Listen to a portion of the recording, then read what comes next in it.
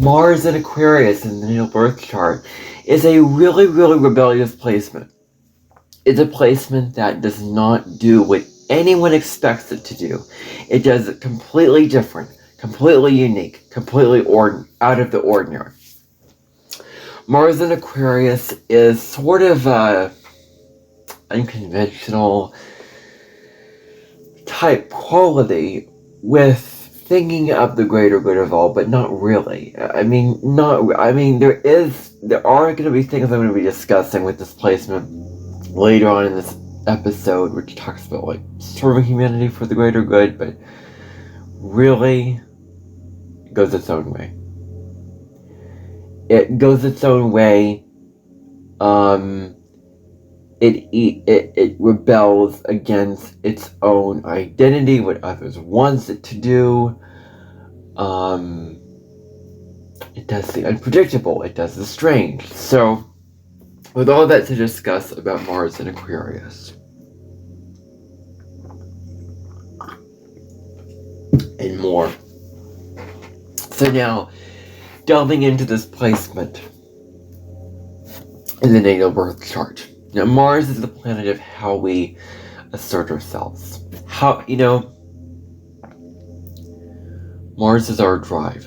Mars is our mojo. Mars is sort of how we go about in the world really, really uniquely, and how we sort of rebel against the status quo, and how we don't really follow along with,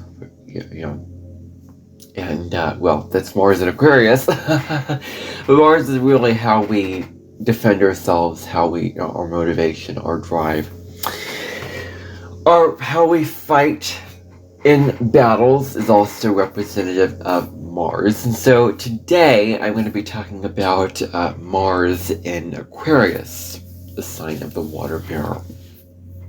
The 11th sign of the zodiac, ruled by the planet Uranus, the planet of disruption, change, and sudden revolution.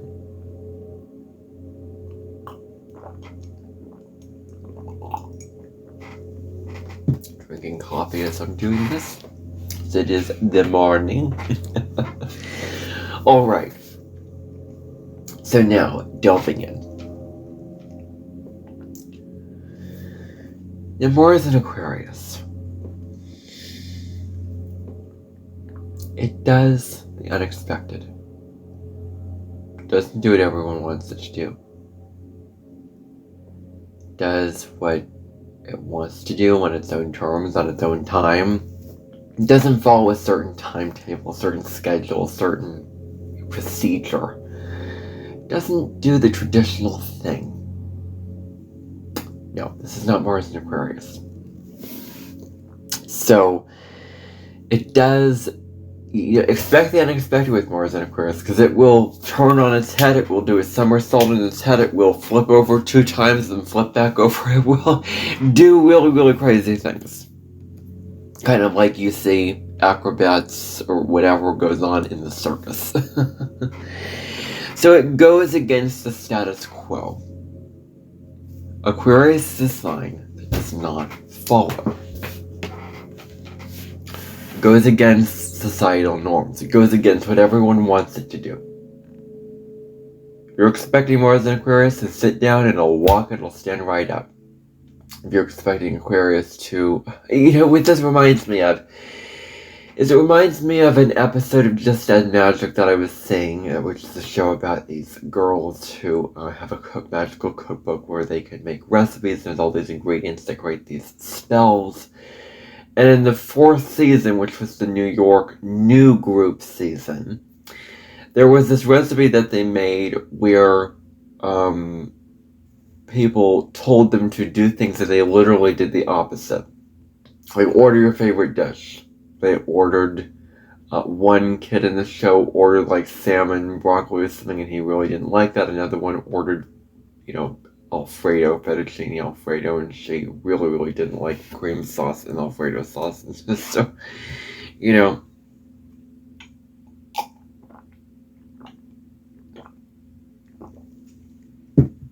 So, kind of goes to show you that this was a really, really unpredictable type thing going on here. So, goes against status quo, goes against any societal expectation. Any societal expectation that has going on inside of it. That's what it has going for it. It's societal expectations that it just rebels against. That it just goes against. That it just does not follow suit in being. It's really, really the key for this placement. Is it goes against those kind of expectations that you pin down on this placement to be really, put, so to speak. It doesn't do what it is expected to do. It always does something unexpected. Always does something strange or out of the box or out of the ordinary. Again, if you expect it to do all these things, it won't do that. No. So, any definition of itself, any identity, such as a job title. Oh my goodness, let's just talk about a job title. They will not just go along with their title and their position and their status role in their, where they fall in the hierarchy of society. The pyramid of society has, those at the top with a whole lot of money and a whole lot of wealth, and those at the bottom with very, very, less. And so they're not going to just fall on that level of the pyramid, and they're not just going to go along with it. They're not going to do that. They're not going to really conform to that. You could think of going to Egypt and seeing the pyramids and having conformed to those ancient rules in the ancient times in Egypt. And they're not conforming to the things in Egypt that they were supposed to conform to. So that image did come to mind as I was saying that.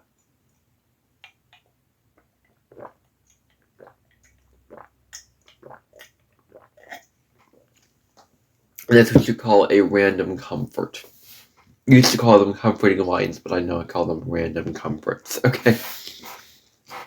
So, it rebels against any definition of itself, any identity that others define for itself, that others define it to be, any identity, job title, or attribute, or quality, or personality trait that it has.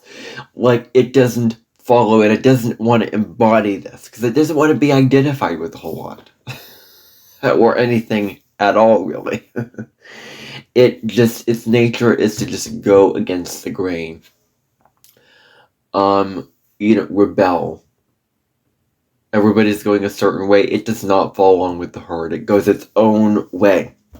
Doesn't conform to going by the book or the traditional ways of doing things. It doesn't do that.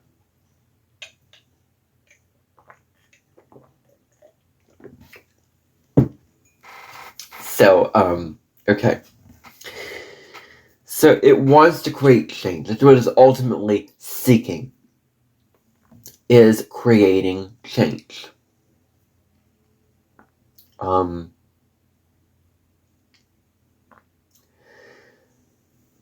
It will create change. It will create revolution in its life. It will create all this stuff that goes on in its life. And so this is the change that it wants to create and wants to form and wants to formulate with whatever goes on. And so, if it's told to sit down or shut up, stop talking, it will just keep talking. It'll share what it wants to share. And if it is told to share and to be very, very open, on the contrary to that, inversely, if it's told to be very, very open and share its ideas and do all this, it will be very, very self-contained and controlled and just hold everything in and do that. There's just something about it where it will not do that. It doesn't want to conform. There's a deep soul desire that it doesn't want to conform. Now, why? Well, you could get into that. And I don't have the depth yet to get into why it doesn't want to conform. So I'm not there yet. But I don't think that's necessary for the purpose of this episode. But that's kind of their nature. Now, they will act in a way that others expect it not to. If others are expecting it to act in this way, or do these certain things, or do this or that or whatever, they won't do that. They will not do what they're expected to do. They will not do what they're told to do. They are the child that rebels in school, that doesn't sing the Pledge of Allegiance when everybody else does, that doesn't conform to rules of authority figures. Its nature is to go against authority, goes against everyone. I mean, that's really its quality. So, that is Ganruto. Guanciale. Why am I speaking Italian or whatever? Oh my goodness, okay. Well, never mind about that. Put that aside. Alright, so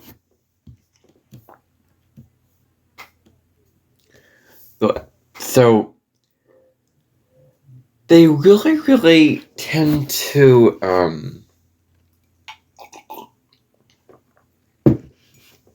they really, really analyze their motivations, their intentions. They look at the why behind why they did what they did. Why they did what they did. I mean, why did they commit that action? Why did they go in that direction? Why? You ask yourself, why?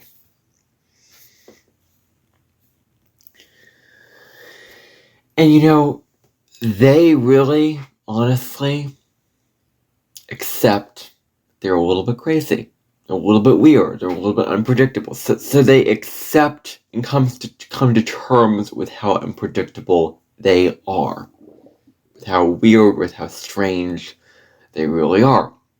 They've accepted that. They've integrated it. They've integrated the part that's a little bit out of the ordinary, coming on here. So, they act in an all of a sudden way. What they really do is they act in a way that's like, all of a sudden. And they act in, all those kind of ways, like that.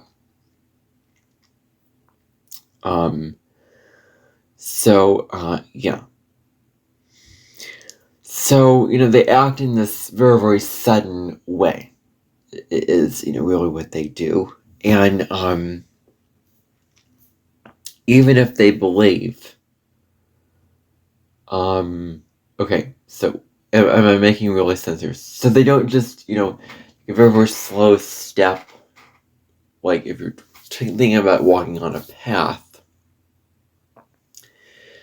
they are not going to just walk one foot from the other. They're going to jump from one place to another place. Like you're over here at point A, and then you bounce to point B without the journey over there. So, or you bounce straight on to point C, So,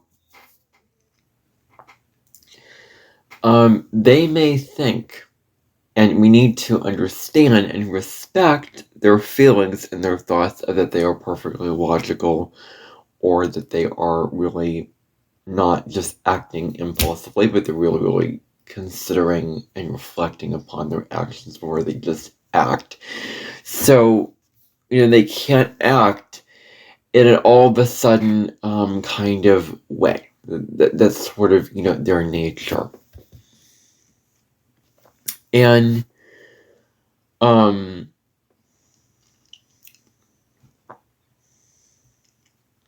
they don't want a whole lot of identification, really. They don't want to be identified with their identity, who they truly are. They don't want their identity to be known and, out there and recognized and seen and understood in that kind of way. Like, they don't want that.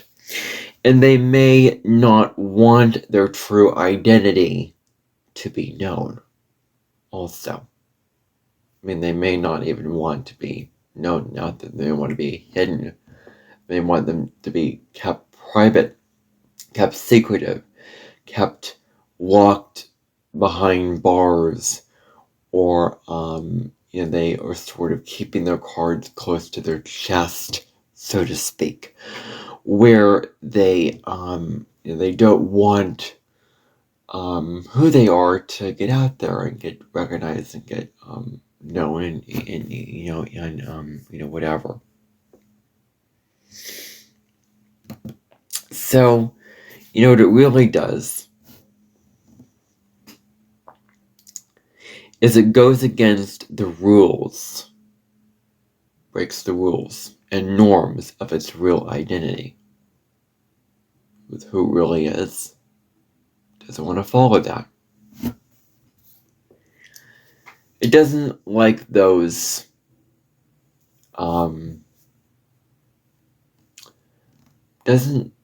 it's just, there's like a distaste and a dislike and a rejection of those who follow others, those who live a life for others, and they are completely about living their own life.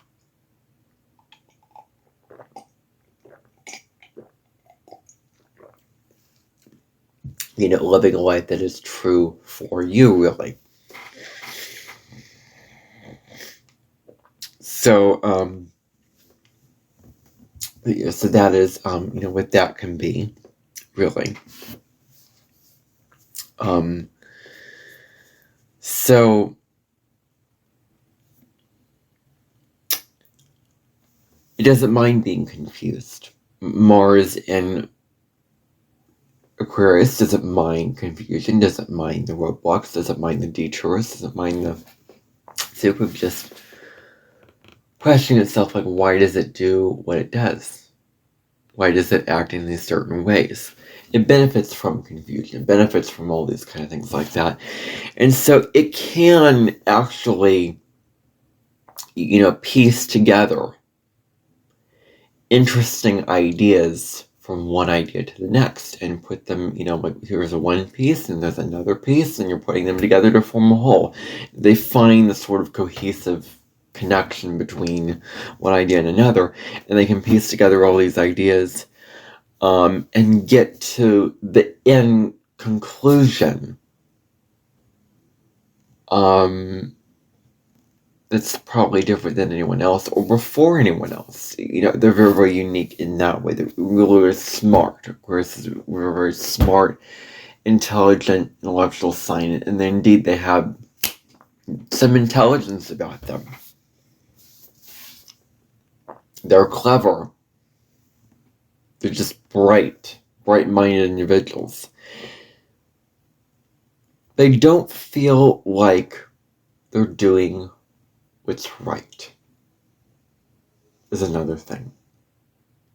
And they embrace the feeling of not doing what is right. They don't feel like they're doing the right thing, but they do it anyway.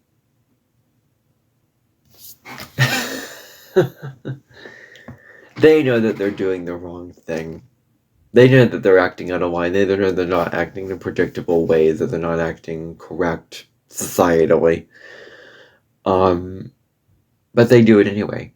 They rebel and act independently anyway. Despite that, because they are so much about individuality and doing their own thing.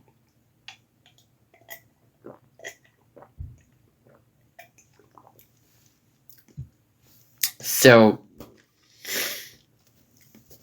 it's about being who you are, really. Being who you are without feeling embarrassed. Is one of the things that I came across through reading is this being yourself. You're free to do whatever you want to do.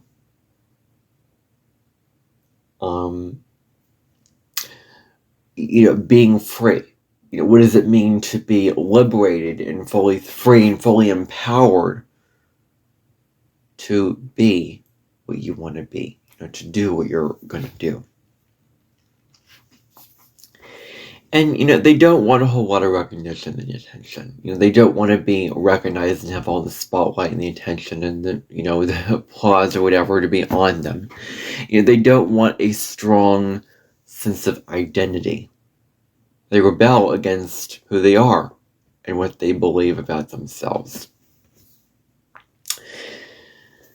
There is this rejection of wanting to be identified with itself when it comes to what it wants, what it desires, what it needs. Perhaps they don't really want to be very,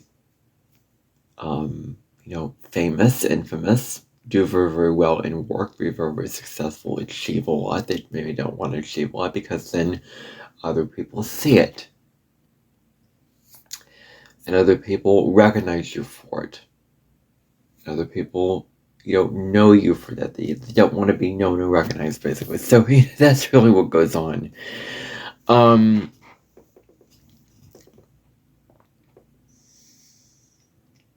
So they will give up and live small lives. They would rather live very, very small, minimal lives where they're not recognized than to let anyone else tell them how to be, tell them how to live their lives, because they will not be told how to live their lives. Okay. No. So they are rebellious in nature. That is who they are. They want to make choices which give them the freedom to run their own life. Steer the ship however they want to steer the ship.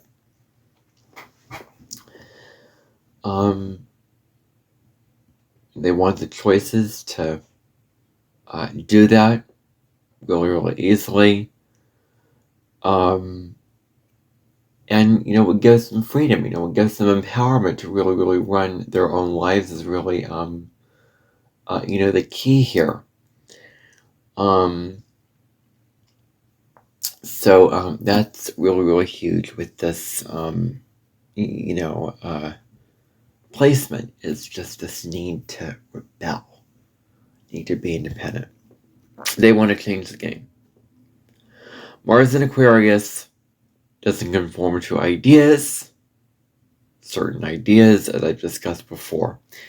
And when everyone recognizes how unique and special Mars and Aquarius is with whatever they do and whatever they put out into the world in terms of what they achieve in the world, it just moves on. It just hops to something else. So what Aquarius does, you have to understand this. Aquarius creates change in society at large. However, the moment when that change becomes normal and standard and it becomes tradition, oh no, Aquarius is going to change it up again and create the instability again. So it's always making waves when things are stuck, stagnant, and traditional. When things get quiet, when things get really, really traditional and in place and set, that's when Aquarius wants to just stabilize it and change it. It's ruled by Uranus after all, so the planet of instability.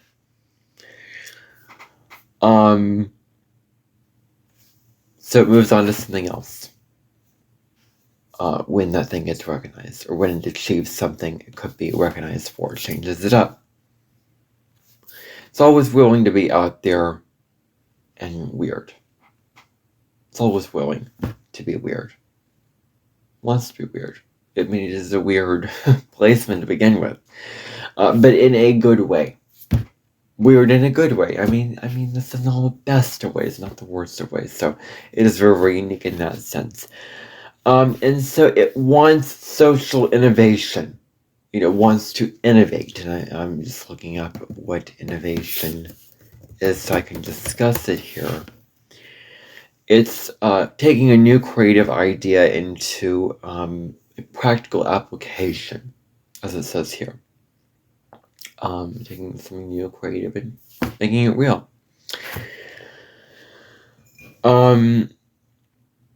Okay, so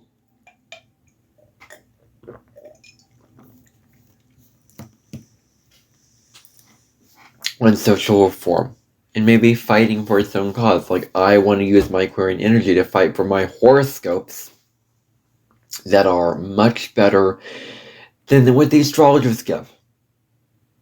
It's what the astrologers give is really, really meaningless general horoscopes.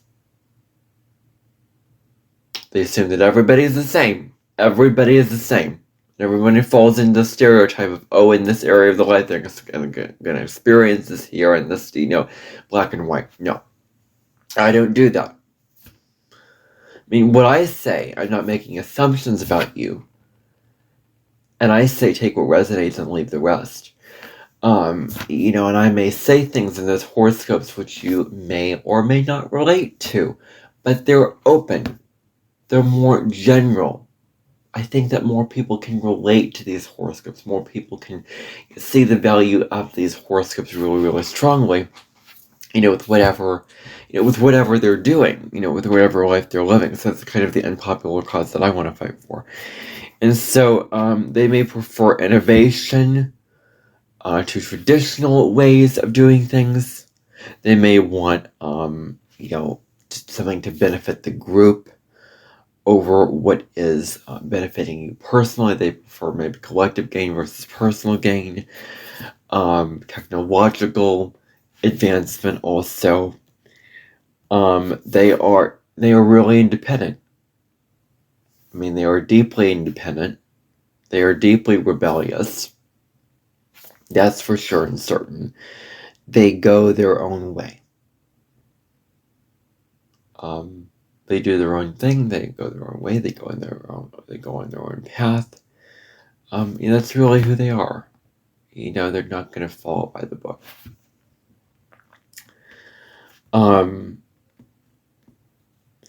And so they're very, very pioneering. They can blaze new trails. They want to start new things. They want to move in new directions. They go into uncharted territory. They do what's never been done before. It's like, I want to shake things up. I want to be the revolutionary. I want to initiate this. I want to do what has never been done before. I want to do what's never been done before. That's their nature, is, doing that in a way. And they want to challenge systems that need reform. Challenging systems that need that kind of change and, reform with whatever they're doing. In a system that needs shaking up or improvement or made better, they're going to change that. And they also want to add to causes that help humanity. They want to serve humanity as a whole. So they see beyond their personal feelings and wants and desires to see what serves the greater good. Mars in Aquarius has this really, really strong ability to put itself aside for the greater good, for the sake of the whole and the humanity as a whole. Really.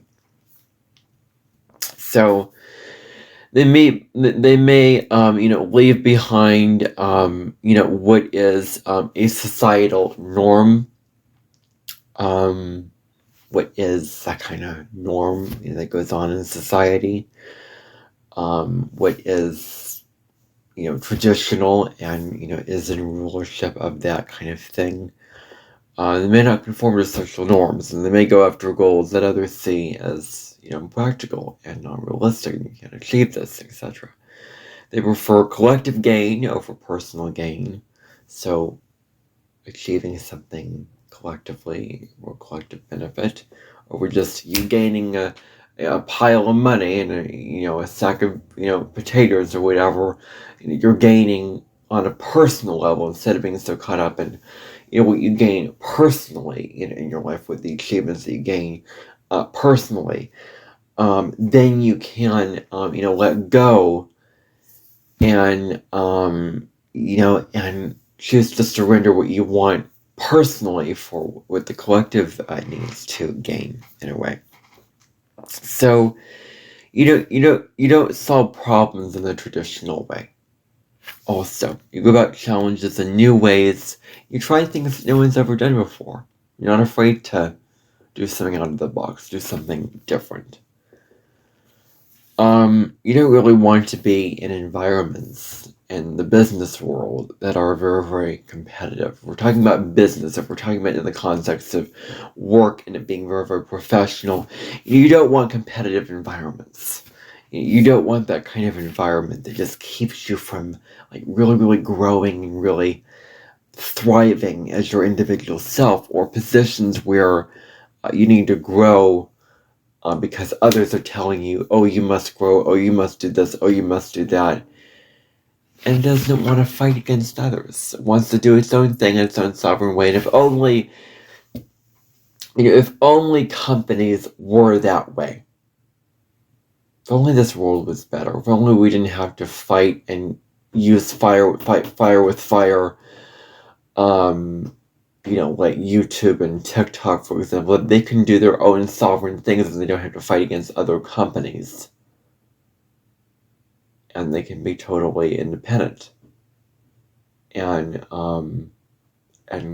be true to themselves and do what's right. So it's really, really what bothers me here about this. They don't want to be held back by traditional ways of doing things, or narrow thinking, the kind of narrow-minded thought and thinking that goes on with this.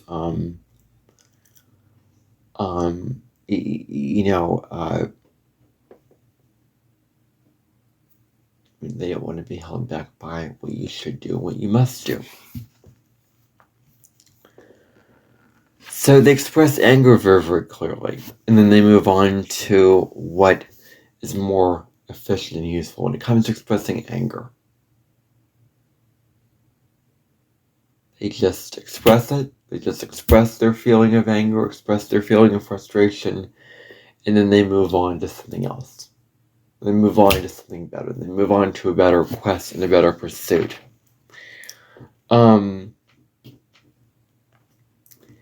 And so, they fight against systems also.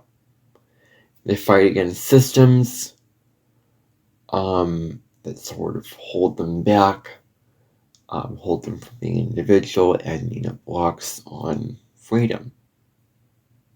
Can really, really set them off. Any limitation on freedom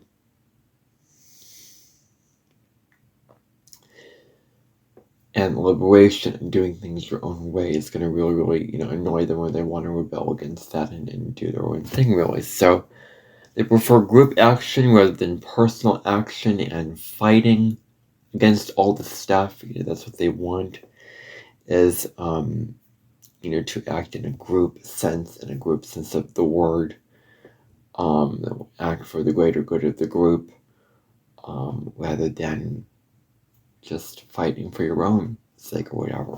So they want to understand, and what they want to do is they want to lean into, so it's very, very important with this placement here, is the shadows of this as being, so the first shadow,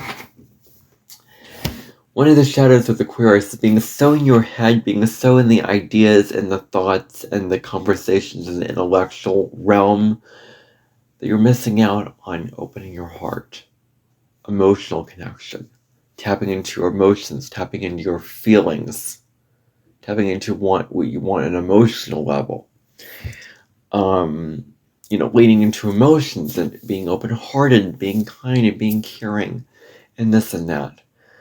So that's what, one of the first downsides is and the need to tap into, because we're human and we all have emotions, and we all feel certain things. We all feel our emotions. So lean into the emotion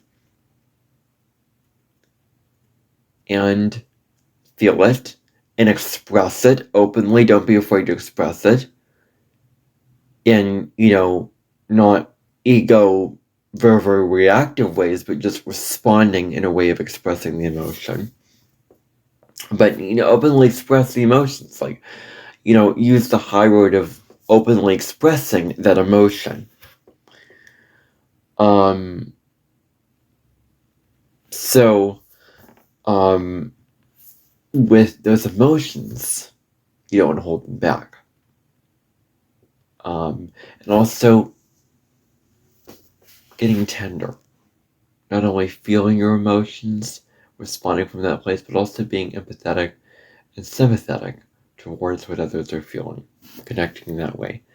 And another, shadow is Aquarius can really, really put down others' ideas for being not as intelligent as theirs, not as good as theirs, not as wise as theirs, not as, savvy and, well up in the charts as their ideas. And so intellectual arrogance, thinking that their ideas are better than others, and, being overly confident, that it becomes, very, very negative qualities.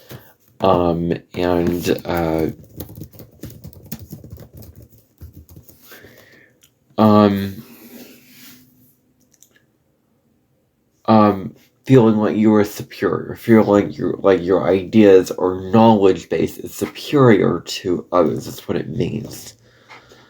And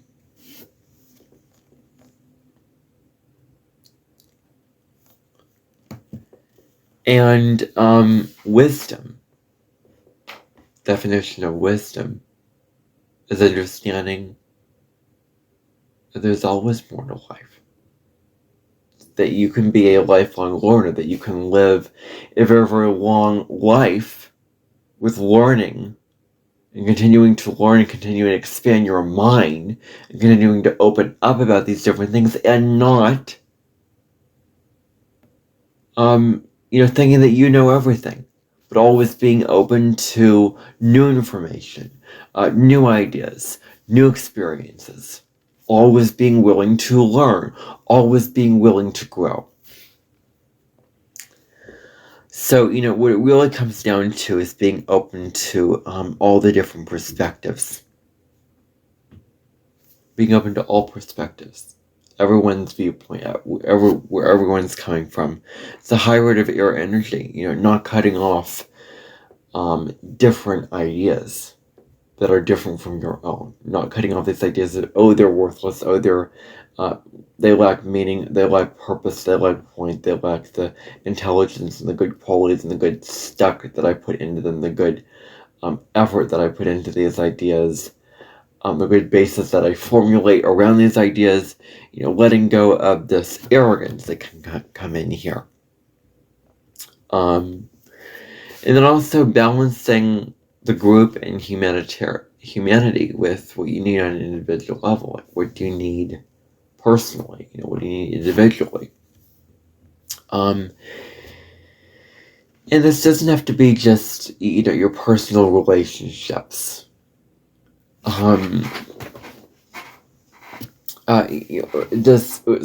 Focusing on yourself and, your own life and your personal relationships, as opposed to the group and out there. And, humanity is also another area of focus for this Mars placement, is focusing on your own individual self and, personal life, as opposed to just what's going on out there with the group, out there with what everybody else is doing. So, that is what I want to say about Mars and Aquarius and the birth chart. I hope that you found this interesting video and a neat look into the placement of Mars and Aquarius. I also have a video on my YouTube channel that I filmed just last January of this year talking about Mars and Aquarius. So if you want to, you can check that out Tomorrow's conversation will be on, it'll be continuing the Saturn series, looking at Saturn in Libra in the natal birth chart, looking at how it can really grow in terms of relationships, and looking at feeling like relationships are hard work and you have to please, you have to do this, but being true to yourself, while also harmonizing, with the other person, and when it comes to relationship harmony, it really takes two to tango. To be balanced is to focus on your own needs, and also to be harmonious towards other needs, to respect, to have a mutual bond, give and take, and all those kind of things. Healthy relating, which involves being related in relationship to the right person, not the wrong people. That is all Saturn and Libra, the Saturn and Libra discussion that I'll be having tomorrow with those who have Saturn and Libra in their charts. I'll see you in that episode tomorrow, and until next time, thank you for tuning into the Cosmic Sky Astrology Podcast. Every day I talk about astrology, spirituality, or another topic entirely that I may tie in with something meaningful and subjective and spiritual if it's not astrologically based. But this podcast is mainly astrology based content. So I hope that you enjoyed this and found something valuable in this. I hope that this has helped you in a way. You can share this with somebody who has. You can subscribe to my channel so you join this community, and I'll see you next time. Bye for now.